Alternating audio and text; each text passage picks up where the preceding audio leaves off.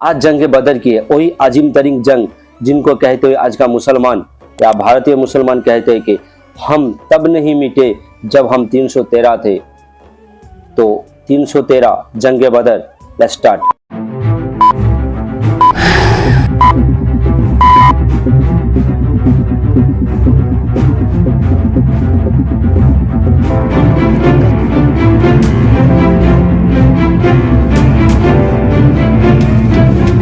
और हमारे चैनल को सब्सक्राइब कर सकते हो, बेल आइकन को भी दबा सकते हो। ये तुम्हारे कुछ पैसा या कुछ नहीं लगेगा, हमारे लिए एक अच्छा मैसेज है। हम इतना मेहनत कर रहे, कोई पसंद कर रहा है, चले मेरे चैनल को सब्सक्राइब कीजिए। आज बात जंग बदर। जंग बदर क्यों हुआ था, उनके लिए हमको 1 साल पीछे जाना पड़ेगा। मुसलमान जब मक्के में रहते थे तो उनके ऊपर तरह तरह की जुल्म करता था मक्के के कुरैश। तो अपनी जान बचाने के लिए और अपने धर्म की पालन करने के लिए मदीना हिजरत करके चला गया, मदीना चला गया। तो जब वो मदीना गया तब अपने पहने हुए कपड़े को छोड़ के कुछ भी लेके नहीं गया, कुछ भी। तो उनका घर, पैसा, माल, हर चीज वही था। तो उनको गुस्सा दिलाने के लिए या बदला कह लो, उनके लिए उनको घर तोड़ा गया, उसका सामान लूटा गया, हर चीज लूटा गया, पैसा ये वो। उस टाइम सोने के सिक्का, किसी के पास पैसा सोना था, सब लूटा गया।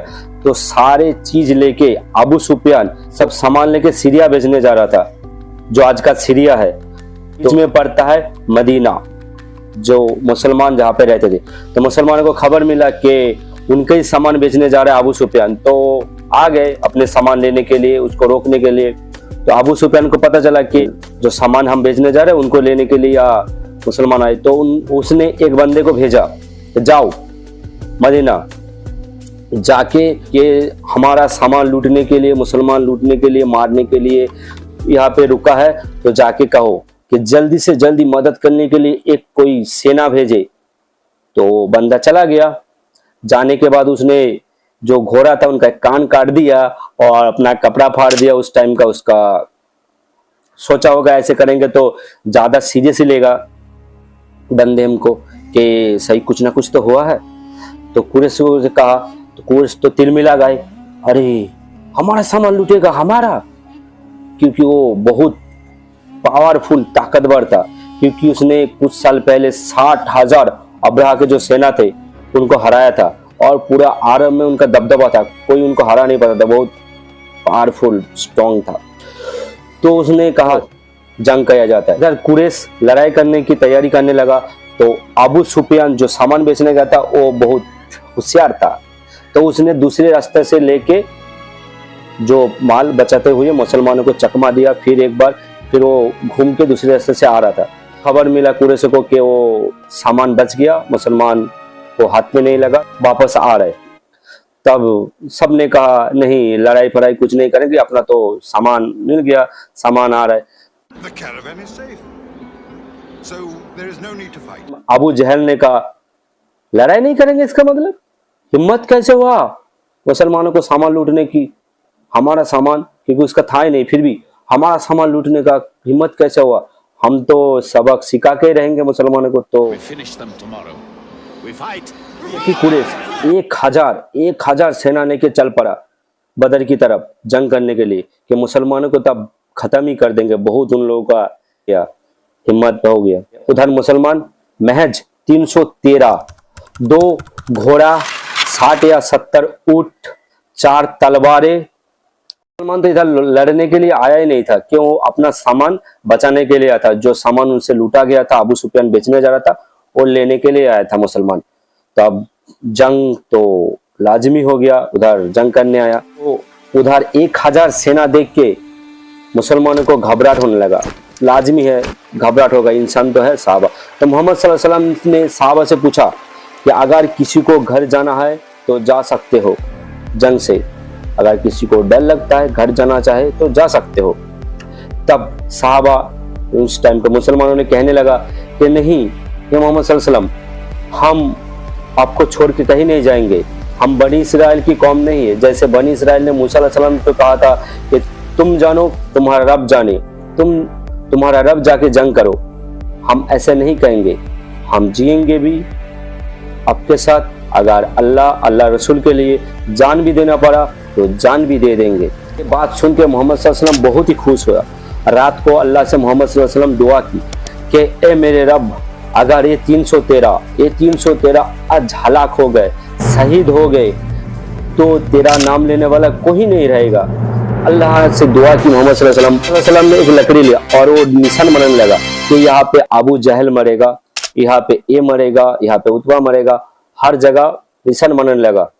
इससे ये फायदा हुआ एक तरफ कि मुसलमान जो थोड़ा भी नर्वस थे तो उनको कॉन्फिडेंस मिला कि मोहम्मद सल्लल्लाहु अलैहि वसल्लम ने कहा तो ये मरेगा ही मरेगा। दूसरे दिन मुसलमानों को 313 के मुकाबले 1000 मतलब 3 गुना ज्यादा फौज लेके कुरैश से मक्का आ गया। और मक्के के रिच बिजनेसमैन उतबा, उसने अपने भाई और अपने बेटे के साथ आके कहने लगा, कोई है हमारे साथ लड़ाई करने वाला? मुसलमानों की तरफ से मदीने के 3 अंसार साहबी लड़ने के लिए आया। तब उसने उतबा ने कहा, ये कौन है, इससे हम नहीं लड़ेंगे, हमारा भाई किधर है, हम उनका सर काटेंगे जिसने अपने बाप और दादा की धर्म को, दीन को छोड़ के मुसलमान हो गए, इस्लाम कबूल किए। हजरत हमजा, हजरत उबैदा और हजरत अली रजी अल्लाह तआला अन्हु ने सामने आया। लड़ाई स्टार्ट हो गए, शुरू हुआ। हजरत उबैदा रजी अल्लाह तआला अन्हु जख्मी हुआ, लेकिन उतबा, उनका बेटा, उनका भाई तीनों मारा गए। बेटा उज़ैफा जो मुसलमानों के दल में था, मुसलमान था, उनके इस आंखों के सामने उनका बाप, उनका भाई और उनका चाचा को मारा गया। फिर भी वो मुसलमानों के दल में था, मुस्लिम था। और वह अब कुरैश मक्का के मुसलमानों के ऊपर जबरदस्त हमला किया और उनके जगह से हिला भी नहीं पाया। इतना खतरनाक और इतना ज्यादा सेना लेके भी पहली बार दूसरी बार से हिला भी नहीं पा रहा था। फिर पीछे हटा, फिर एक बार हमला किया, फिर भी कुछ नहीं कर पाया।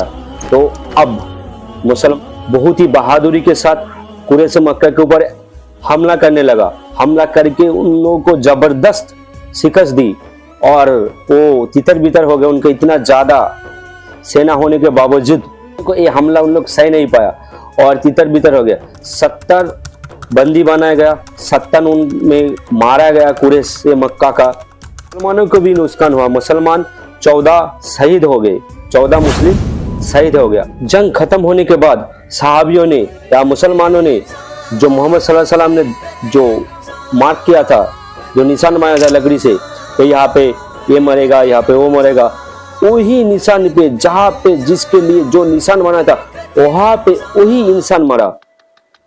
तो मोहम्मद सल्लल्लाहु अलैहि वसल्लम जो कहते हैं पत्थर की लकीरें वो होके रहेंगे। लेकिन ये जंग मुसलमानों ने जीत लिया था। वो भी कुरैश उस टाइम का जबरदस्त ताकतवर सेना के सामने मुसलमान जीता। दुनिया ऐसे मोहम्मद सल्लल्लाहु अलैहि वसल्लम को कमजोर समझने लगा कि मुसलमान कमजोर है, इधर इनके पास जाता है कि इस्लाम कबूल कर लो, उनके पास जाता है, इनके पास मदद मांगने के लिए जाता है।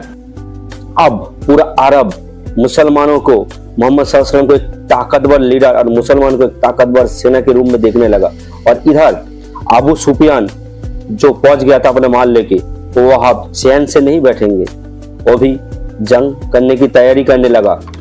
जंगे ओहुद।